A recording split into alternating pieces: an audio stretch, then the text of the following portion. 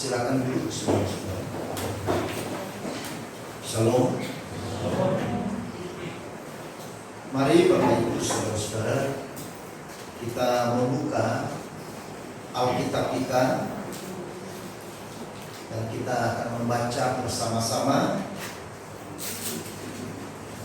bagian firman Tuhan yang boleh mendasari kita untuk beribadah di pagi hari. Filipi pasal 4 ayat yang pertama.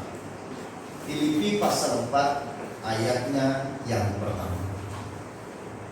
Mari kita baca bersama-sama Filipi pasal 4 ayat yang pertama saja. Demikian firman Tuhan. 1, 2, 3. Karena itu saudara-saudara yang kukasihi dan yang kurindukan, sukacitaku dan mahkotaku, berdirilah juga dengan teguh dalam Tuhan, hai saudara-saudaraku yang kekasih. Saya ulangi membaca. Karena itu saudara-saudara yang kukasihi dan yang kurindukan, sukacitaku dan mahkotaku, berdirilah juga dengan teguh dalam Tuhan, hai saudara-saudaraku yang kekasih. Amin. Presiden Amerika yang sangat terkenal, yaitu Abraham Lincoln, pernah berkata begini: Amerika tidak akan pernah dihancurkan dari luar. Jika kita tidak goyah dan kehilangan kebebasan kita, maka kita akan menghancurkan diri kita sendiri. Tidak goyah artinya dalam Kamus Besar Bahasa Indonesia adalah tidak kukuh, tidak teguh, tidak tetap. Jadi goyah adalah sebuah sikap atau perasaan yang tidak teguh atau bimbang. Paulus pada akhir suratnya kepada jemaat di Filipi, ia menasihati jemaat Filipi agar mereka tidak goyah di dalam menghadapi segala ujian ataupun segala cobaan kehidupan. Saat itu, saudara-saudara, Paulus melihat keadaan jemaat di Filipi itu mulai goyah. Kenapa mereka mulai goyah? Karena jemaat Filipi merasa ada sesuatu ketidakadilan terjadi di tengah-tengah mereka. Paulus yang melayani dengan penuh dedikasi hidup kepada Tuhan, justru hidupnya penuh dengan penderitaan dan kesulitan. Sementara seteru atau yang disebut Paulus dalam Filipi pasal 3 ayat yang kedua, yaitu pekerja-pekerja jahat, pekerja-pekerja palsu, ya, hidup dengan aman dan nyaman. Melihat kenyataan itu membuat iman daripada jemaat Filipi mulai goyah. Mereka berkata, ini adalah sesuatu ketidakadilan. Ini ada sesuatu yang terbalik. Mengapa pekerja yang tulus, pekerja yang setia, pekerja yang hidup menyerahkan totalitas hidupnya kepada Tuhan, justru menuai segala macam kesukaran, penderitaan, bahkan Paulus masuk keluar penjara, dianiaya dan seterusnya. Sementara pekerja-pekerja palsu, pekerja-pekerja jahat, mereka hidup di dalam kenyamanan. Mungkin saudara-saudara ini mirip dengan pemahaman Asaf di dalam kitab Mazmur pasal 73. Yang waktu itu dia juga melihat ada sesuatu ketidakadilan terjadi dalam kehidupannya. Dia adalah seorang yang melayani Tuhan sepenuh hati. Dia melayani Tuhan di dalam baik Allah. Tetapi justru hidupnya seperti dia mengalami tulah demi tulah. Lalu kemudian dia melayangkan pandangannya, dia melihat orang-orang di sekitar dia, yang notabene mereka adalah penjahat-penjahat. Mereka adalah orang yang tidak percaya Tuhan. Mereka adalah orang-orang fasik, yang dengan jelas mereka berlawanan dan melawan kepada Tuhan. Hidupnya nyaman dan nyaman. Mereka makin hari makin tangguh dan makmur. Mereka tidak menuai kesulitan dan masalah. Maka di dalam hati daripada Asaf, dia mulai mempertanyakan hal ini kepada Tuhan. Tetapi saudara-saudara, akhirnya Asaf pun dia menyadari bahwa ternyata jalan orang yang benar dan jalan orang fasik berbeda. Akhir dari hidup orang yang benar dan akhir dari hidup orang yang fasik itu berbeda. Dan itu yang kemudian membuat Asaf mengambil satu kesimpulan, bahwa tidak ada lagi yang diingini di bumi selain daripada itu. Asaf menyimpulkan bahwa Tuhan adalah satu-satunya kebahagiaan terbesar di dalam hidup. Bukan sebuah kenyamanan, bukan sebuah rasa aman secara tubuh. Saudara-saudara yang dikasihi oleh Tuhan, itulah sebabnya kita harus perlu melihat bahwa tolak ukur keberhasilan hidup sebagai orang percaya itu bukan kenyamanan. Saya ulangi, tolak ukur dari keberhasilan hidup sebagai orang percaya itu bukan kenyamanan, tetapi kesetiaan iman kepada Yesus Kristus. Amin. Jangan salah paham. Kita jangan salah menilai. Karena saudara-saudara, ada orang, pengajar-pengajar yang tidak bertanggung jawab dan mengatakan bahwa kenyamanan hidup adalah tolak ukur dari iman yang sejati.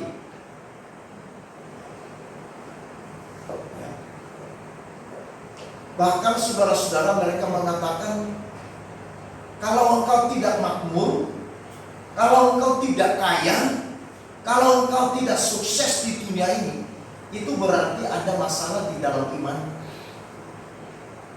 Ada dosa mungkin dalam kehidupan. Saya tidak tahu saudara pernah mendengar pengajaran seperti ini. Tetapi saya mau katakan di sini, saudara-saudara, bahwa tolak ukur keberhasilan hidup orang percaya, bukan orang dunia. Kalau orang dunia, saudara-saudara, tolak ukur keberhasilannya diukur dari apa? Dari kenyamanan hidupnya, dari kesuksesan materinya, dari kekayaan hidupnya, itu tolak ukur. Tapi sebagai orang yang percaya kepada Tuhan, tolak ukurnya bukan sebuah kenyamanan. Bukan berarti kita anti dengan kenyamanan, tetapi tolak ukurnya adalah kesetiaan iman kita kepada Yesus Kristus.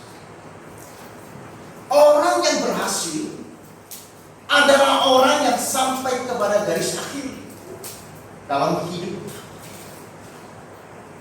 Maka itu sebabnya Paulus, saudara-saudara, dengan tegas dia berkata, aku berjuang untuk sampai kepada garis akhir, kepada garis finish. Meskipun aku harus didera, dianiaya, dimasukkan ke dalam penjara, bahkan kalau sampai akhirnya harus mati, karena imanku kepada Kristus, asalkan saja aku sampai kepada garis finish. Itu adalah keberhasilan. Ini paradigma yang berbeda dengan paradigma orang dunia. Orang dunia mengukur keberhasilan dan kesuksesan hidupnya seberapa banyak angka di dalam tabungan. Betul? Berapa angka? Cuman kemarin saudara-saudara, kalau tidak salah, di Bible Study atau di mana, atau di Bible Study Senin atau Kamis saya katakan, kalau sekiranya saudara-saudara di tabungan Bapak Ibu ada angka 0 itu sampai 9, lalu ditambah jadi 12. Hebat gak itu? Halo? Saudara print rekening tabungan saudara, dan saudara menemukan angka 0 sampai 12. Itu berapa jumlahnya?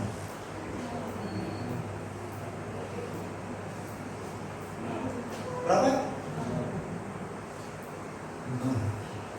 Kalau sekiranya ditambah dengan 3 lagi 12 berarti 15 nol. Ya, jadi kalau saudara punya buku rekening nolnya sampai panjangnya 15, itu berapa itu? Berapa itu? Nilainya berapa?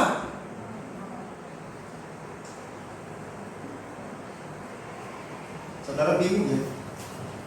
Banyak orang bingung karena melihat angka nol yang banyak. Seberapa panjang itu angka nol, kalau tidak ada angka di depannya, tetap nilainya berapa? Nol. Kalau tidak ada nilai di depan angka nol, semuanya nol. Itulah yang dikatakan oleh seorang pengkhotbah yang bernama Salom dalam kitab pengkhotbah. Dia katakan apa, saudara-saudara? Segala sesuatu di dalam dunia ini adalah sia-sia. Sia-sia maksudnya apa? Kalau tidak ada nilai kekekalan dalam hidup seorang manusia. Jadi saya ibaratkan, saudara-saudara, angka nol yang panjang itu adalah nilai dunia, dan angka di depan nol itu adalah nilai kekekalan. Jadi kalau misalkan 9 atau 12 angka nol, saya tambahkan 1 saja, jangan 2, itu nilainya berapa? Di depan 12 nol tambah 1 berapa itu?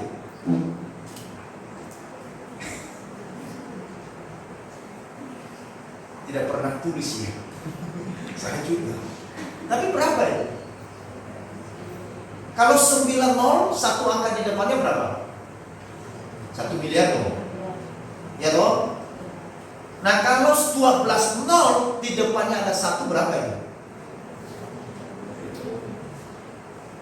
1 triliun. Nah saudara-saudara, banyak orang anti dengan ini. Tak usah bicarakan tentang ini. Saudara-saudara, manusia bergulat dengan itu. Dan inilah yang menuai banyak cobaan di dalam hidup manusia. Kenapa? Nilai-nilai dunia. Saya bukan sedang bicara kita hitung-hitungan uang, bukan. Ini hanya satu gambaran. Pergumulan saudara, kekhawatiran saudara, ketakutan, kebimbangan saudara bicara tentang apa? Bahkan kebimbangan dan kekhawatiran saudara yang tidak pernah terjadi pun itu kenapa? Bukankah itu semua berbicara tentang nilai dunia kan? Nanti besok saya mau makan apa? Nanti anakku seperti apa? Nanti jodohku seperti apa? Nanti kalau aku sudah tua seperti apa modelnya? Ya, ada juga orang yang khawatir dengan itu. Nanti modelku seperti apa? Tapi sekarang sudah menolong kita dengan apa itu, ada aplikasi apa itu? Face up. Nah lihat saja di situ seperti apa. Kalau itu yang terkhawatirkan. Nah saudara-saudaraku yang kekasih dalam Tuhan, pada saat itu jemaat di Filipi, mereka sedang mengkhawatirkan hal-hal itu. Itulah sebabnya kemudian di bagian akhir daripada surat Filipi ini, Paulus menasehati mereka dengan 1 ayat saja, ya, yang sepertinya terpotong tadi, saudara-saudara, yang khusus menyampaikan bahwa kamu harus kuat. Kamu tidak perlu goyah. Kamu harus tetap. Kamu harus teguh. Karena apa? Karena memiliki nilai yang sifatnya kekekalan. Jangan hidupmu digoyahkan. Jangan hidupmu kemudian menjadi tidak kuat, tidak teguh, tidak menetap, tidak kukuh di dalam Kristus karena persoalan nilai-nilai dunia yang ada. Karena kalau kita berfokus kepada nilai-nilai dunia yang ada, maka itu yang terus menghantui kita. Itulah terus yang membuat kita bingung dan bimbang. Meskipun saudara punya uang yang banyak, engkau terus memikirkan nilai dunia, engkau akan tetap di dalam kekhawatiran. Meskipun engkau sudah sampai kepada puncak karirmu, engkau juga akan pasti terus ketakutan. Kenapa? Jangan-jangan nanti tercopot, jangan-jangan nanti di reshuffle, jangan-jangan nanti, aduh ini masalah. Ya kan? Saudara-saudara. Maka itulah sebabnya Paulus, jangan pikirkan itu. Tetapi yang kamu harus kuat, tidak boleh goyah. Saudara-saudara, karena hidup nyaman, saudara, belum tentu menjamin keselamatan. Tetapi kesetiaan beriman kepada Tuhan menjadikan keselamatan itu suatu hal yang pasti. Amin. Kenapa kita tidak boleh goyah? Tetapi harus kuat. Di dalam firman Tuhan, mulai dari kitab Perjanjian Lama sampai Baru, saudara-saudara, begitu banyak ayat yang berbicara baik kepada orang Israel di dalam Perjanjian Lama maupun kepada gerejanya di dalam Perjanjian Baru. Kuatlah di dalam Tuhan, kuatkan dan teguhkanlah hatimu. Kenapa saudara-saudara? Alkitab terus berbicara supaya kita orang percaya harus tetap kuat, harus kuat, tidak goyah, tetapi harus kuat. Kenapa? Ada dua alasan. Karena hidup kita di dalam dunia ini adalah sebuah peperangan. Setuju? Karena hidup saudara dan saya sebagai orang percaya selama di dunia ini adalah sebuah peperangan. Sebuah peperangan. Tetapi peperangan kita bukan peperangan fisik, bukan melawan darah dan daging. Tetapi di dalam surat Efesus, saudara-saudara, itu dikatakan apa? Yaitu bahwa peperangan kita adalah peperangan rohani, peperangan iman.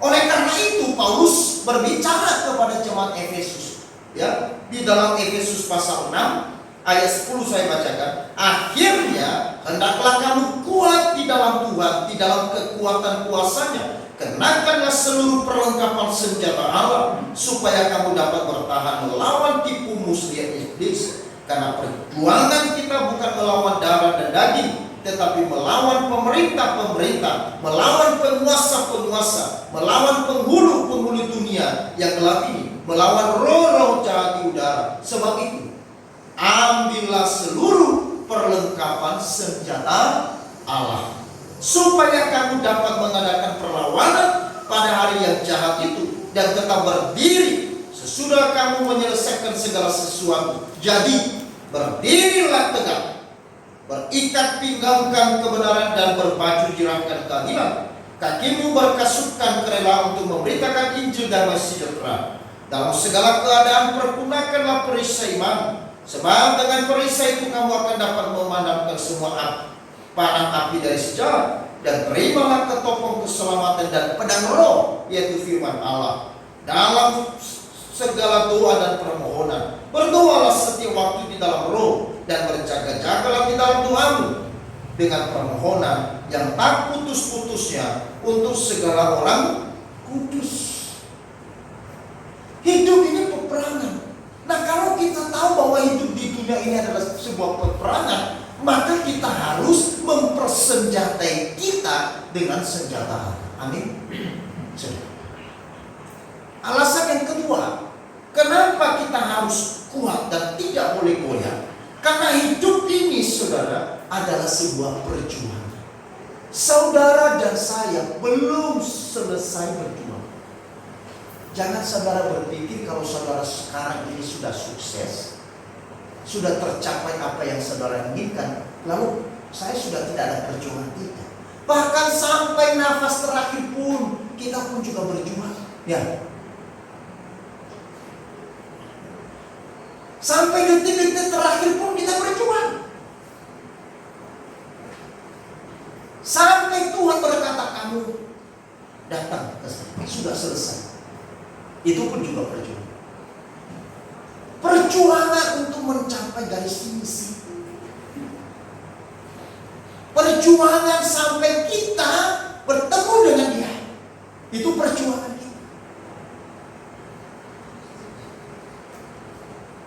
Saudara-saudara, tantangan dalam sebuah perjuangan adalah hal yang biasa. Orang yang berjuang, tantangan, kesulitan, masalah itu biasa. Karena tanpa tantangan berarti bukanlah perjuangan. Setuju? Saudara-saudara, itulah sebabnya Paulus menasihatkan kepada jemaat di Filipi agar mereka tidak goyah, tetapi mereka harus tetap kuat. Karena perjuangan mereka belum selesai. Mereka baru memulai perjuangan. Mereka belum mengakhiri perjuangan. Maka mereka harus tetap kuat. Lalu pertanyaannya adalah, bagaimana caranya kita tidak goyah terhadap segala cobaan hidup? Bagaimana caranya kita tidak goyah terhadap segala cobaan hidup? Mazmur 16 ayat yang ke-8. Saya ajak kita untuk membaca bersama-sama. 1, 2, 3. Aku senantiasa memandang kepada Tuhan, karena Ia berdiri di sebelah kananku, aku tidak. Jadi bagaimana kita tidak goyah, tetap memandang kepada Tuhan Yesus. Tetap memandang kepada Tuhan Yesus. Artinya hidup yang berfokus kepada Kristus.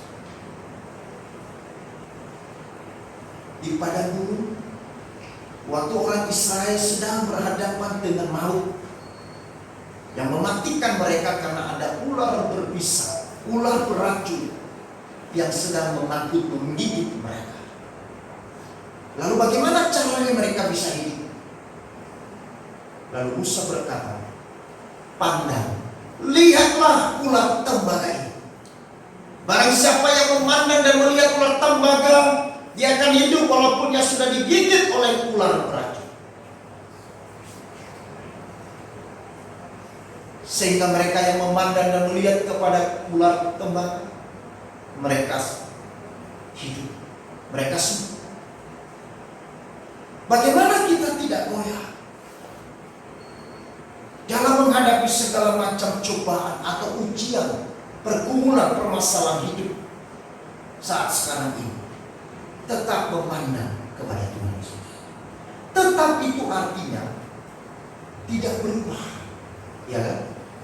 Dalam kamus besar bahasa Indonesia, tetap itu artinya tidak berubah, tidak berpindah, tidak beranjak, menetap, berdiri di posisi yang sama.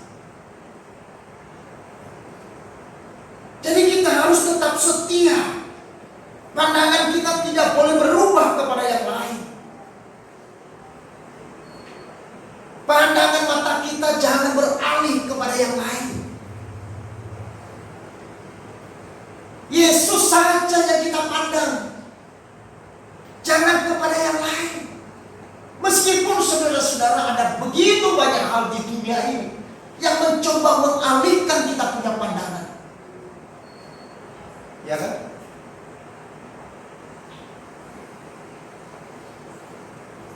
Saudara-saudara, kita harus terus memandang kepada Yesus. Dan untuk kita tetap memandang kepada Tuhan, ini membutuhkan apa? Komitmen. Tanpa sebuah komitmen yang kuat, tidak mungkin kita bisa tetap memandang kepada Tuhan. Karena banyak godaan. Godaan yang menggiurkan. Banyak yang menarik hati. Kenapa Adam dan Hawa jatuh dalam dosa?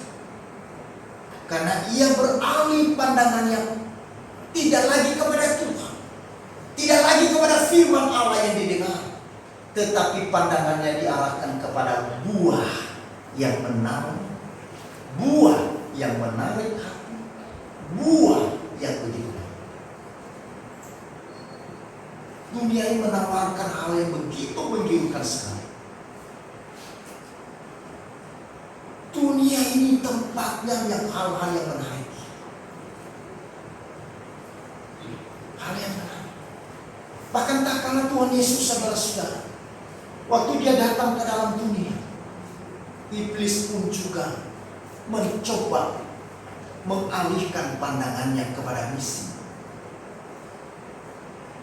Lihatlah sekelilingmu, semua itu akan kuberikan kepadamu, asalkan kamu menyembah.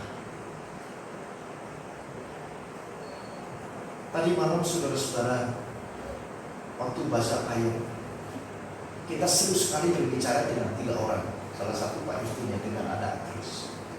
Dia ceritakan saudara-saudara bagaimana di kampungnya sekarang mulai beralih perhatian.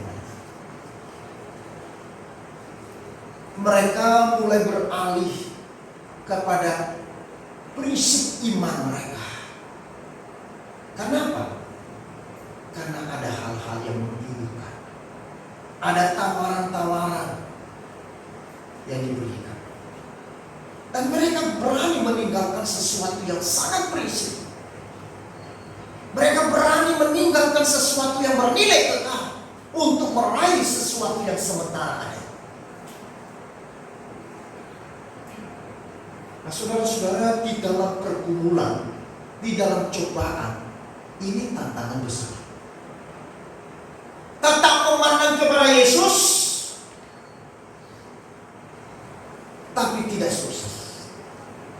Atau tidak memandang kepada Yesus, tapi sukses. Ini tidak mudah. Tetap berpegang kepada firman Allah, tapi banyak tantangan dan pergumulan. Tetapi melepaskan pandangan kepada firman Allah, semua berjalan lancar. Ini pilihan yang tidak mudah. Maka saya katakan, kata tetap ini artinya di dalamnya ada komitmen yang kuat. Rick Warren mengatakan, kedewasaan adalah saat kamu menjalani hidup dengan komitmen, bukan dengan perasaan.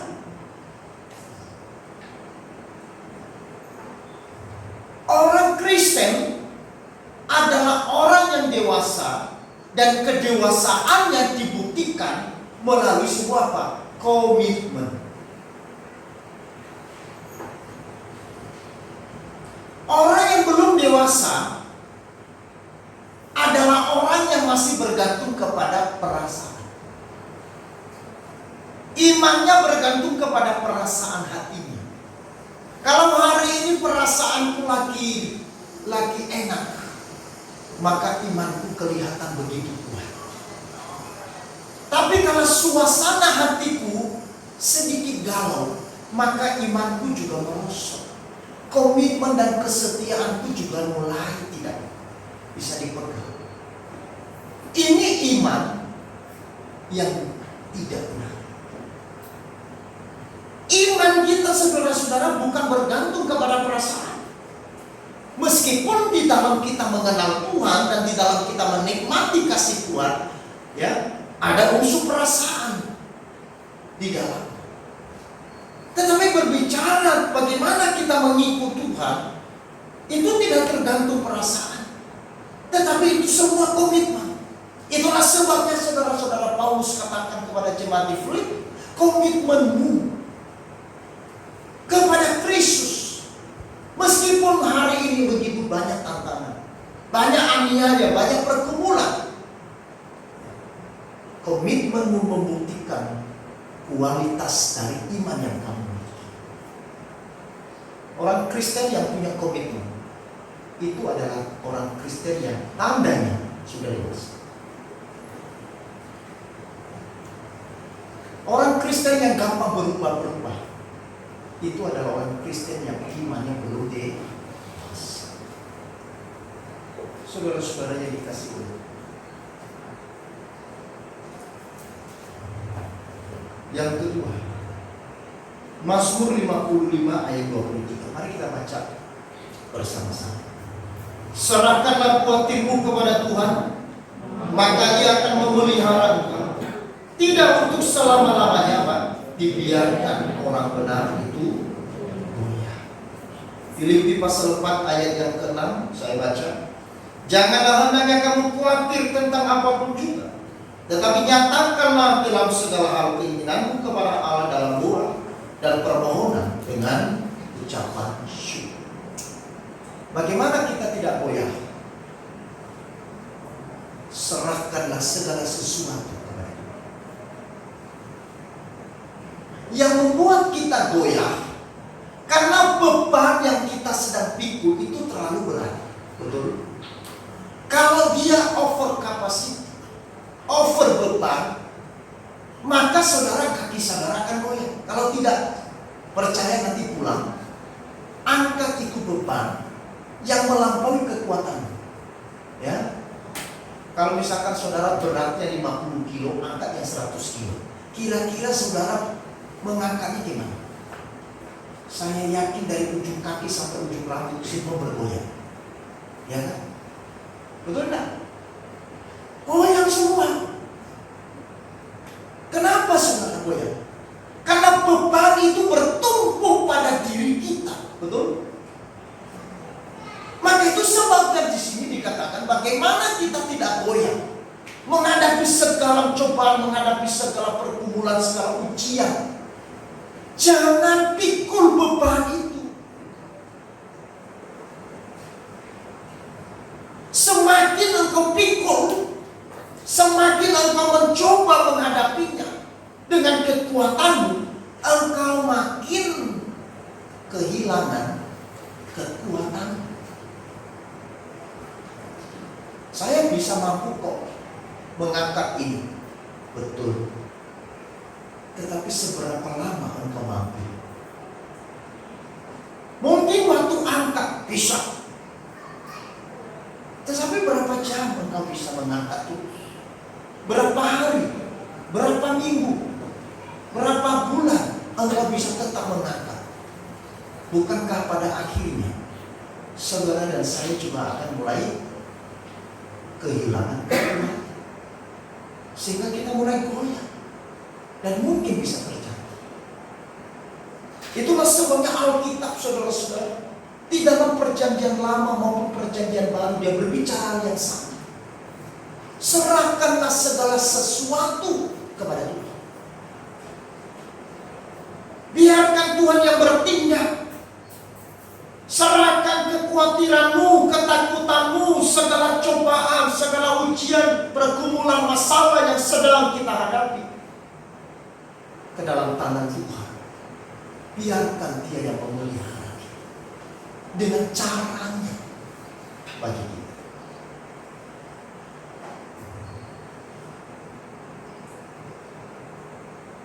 Orang yang berani menyerahkan totalitas hidupnya kepada Tuhan, itu adalah orang yang memiliki apa? Pengenalan yang benar tentang Tuhan. Siapakah orang yang berani menyerahkan segala sesuatu kepada Tuhan? Hanya mereka yang betul-betul mengenal siapakah Tuhannya. Kalau kita tidak memiliki pengenalan yang benar akan Tuhan, Tidak mungkin kita berani menyerahkan segala sesuatu kepada Tuhan.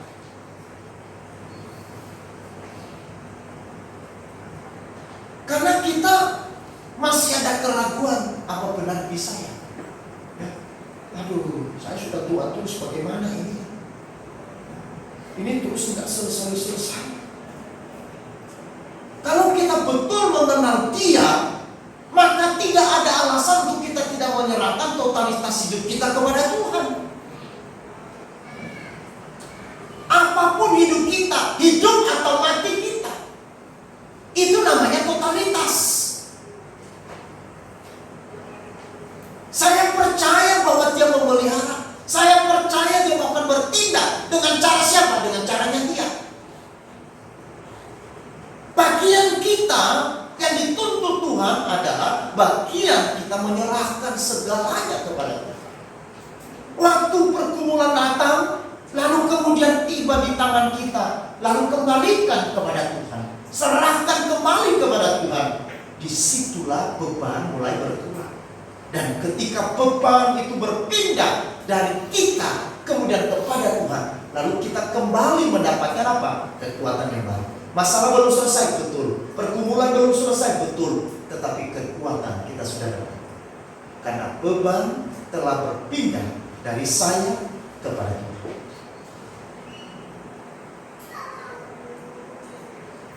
Bill Graham mengatakan, menjadi seorang Kristen lebih dari sekedar pertobatan seketika. Ini adalah proses harian di mana Anda bertumbuh menjadi lebih dan lebih seperti Kristus.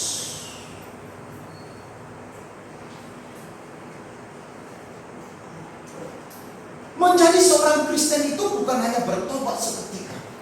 Saya bertobat, sibuk saya sudah. Sekarang saya sudah orang Kristen. Segalanya sudah. Tidak sama.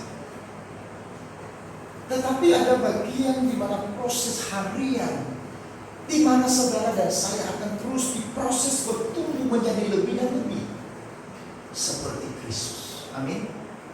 Seperti Kristus.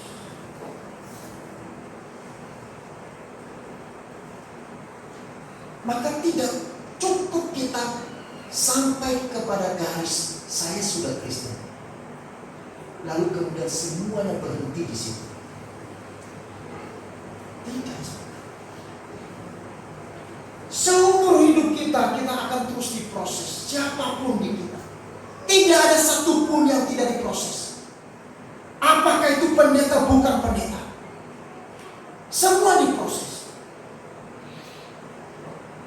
Saya juga saudara-saudara terus diproses. Karena saya dan saudara sama, mungkin saudara lebih baik dari saya. Tetapi pertanyaannya adalah, apakah kita mau memberi diri kita untuk diproses dari hari ke hari? Di dalam segala kelemahan, keterbatasan, kekurangan, kejatuhan dan sebagainya dalam hidup kita, untuk kita bertumbuh menjadi seperti Kristus. Arti bahwa kekristenan bukanlah sebuah kristenan yang instan, bukan spontanitas, tetapi ada sebuah panggilan untuk hidup beriman melalui sebuah proses ujian atau cobaan setiap hari, sampai kita menemukan sebuah kekuatan di dalam. Amin. Minggu yang lalu saya juga pernah katakan begini. John Hagee mengatakan, selama Anda hidup, Anda akan menghadapi masalah, tetapi Anda melayani Tuhan yang memecahkan masalah. Saudara percaya kan? Kalau kita percaya hal itu artinya apapun yang menjadi ujian, cobaan, pergumulan, masalah di dalam hidup kita, tidak ada alasan untuk kita tidak serahkan kepada Tuhan. Karena Tuhan yang bisa memecahkan masalah.